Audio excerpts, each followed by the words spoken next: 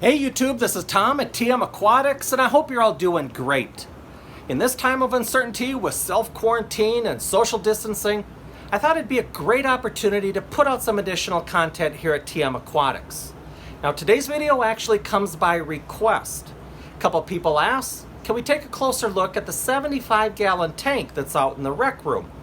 Now while I have shown this tank multiple times on fish room tours, sometimes in these fish room tour videos, we're trying to pack in so much content and keep the video at a reasonable length that we really don't talk about the tank, the equipment, and really get into the details. But that's what we're going to do today. We're going to take a look at the flora, the fauna, the equipment, everything inside and out of the 75-gallon tank that's out in the rec room. So anyways, I do hope you stick around and check this one out.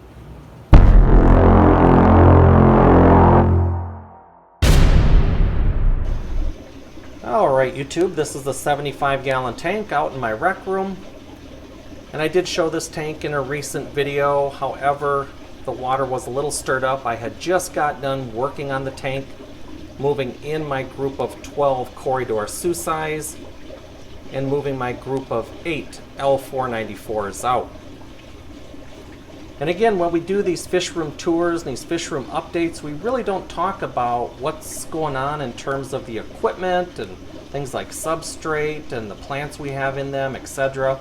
And it does raise a lot of questions, and again, that's the purpose of today's video, by request. So we're going to go ahead and talk about the equipment inside the tank, then we'll talk about the equipment outside of the tank, then we'll take a look at the substrate, the plants, the fish, and then we'll wrap this thing up. So in this tank on each side, I have a 1-inch air stone, I have a Zis Aqua moving bed media filter, and then I have an ATI Hydro sponge filter, and this is the size 5. Now the Hydro sponge filters in this tank happen to be the standard Hydro sponge filter. They have a smaller pore, they do a great job polishing the water, but they do clog a lot quicker. I personally prefer and recommend the Hydro Pro sponge filters. They have a larger pore, take much longer to clog, and they do a fine job polishing as well. But this is the size 5. Now, this here is the Zis Aqua moving bed media filter, photobombed by the Pandagara. And I did buy 2 of these, and these were all the hype and rage here on YouTube about a year and a half ago. And I took the bait, and I wish I wouldn't have, because I really don't like these filters. That's just my personal opinion. They're too loud, they're too noisy, and at the end of the day, I'm not convinced they offer any benefits over a good old sponge filter. So rather than spending the $25 or $30 for these, I wish I would have saved that money and just spent another $7 or $8 and got 2 more of these here. Now the 1-inch air stones, I really don't need additional air in this tank. I have plenty, but the pump I have on this tank is overkill for this one tank, so as long as it's producing the air, I'm going to use it to my advantage. Drop in a couple air stones, add additional surface agitation and additional surface area. That's why we have a couple of 1-inch air stones in here as well. The heater, an Eheim, I believe this is a 200 water in here. So the equipment outside of the tank, down here, this is my air pump, Alita AL6A. This is my air pump, the Alita AL6A. It's a great air pump. Again, produces more than enough for this one tank. I do have a timer for the lights, and then I have an Inkbird temperature controller. This is the ITC 306. And it's the version that comes with the new Aquarium Safe probe. Now back over here on the left side of the cabinet, I do have a battery backup for this tank. This is the CyberPower 1500 VA AVR. And I did buy this backup system with the intentions of using this for my central air pump in my fish room, the Gemco LPH80. But without getting too technical, bottom line is this did not produce the right wavelength that is required to efficiently run the LPH80 air pump. It has no issues running this Alita AL6A.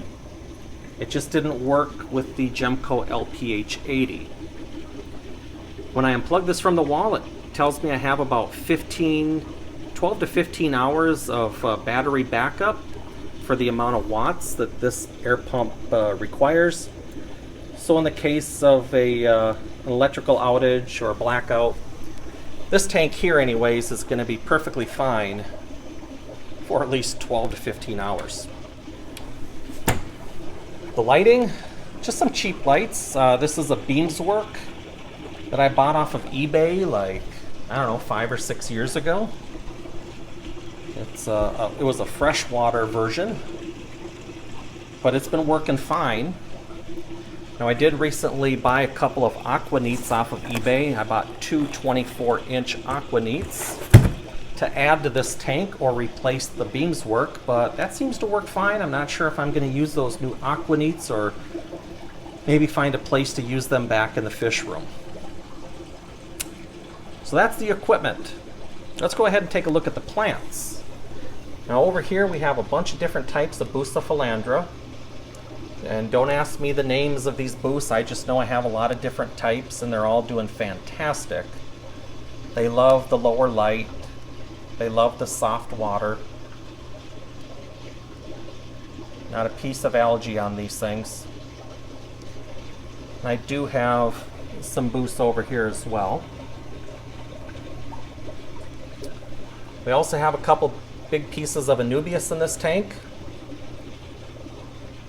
And we have some standard Java fern and some Java moss that we just added. Bunch of oak leaves that I collected at one of our county parks here this past fall.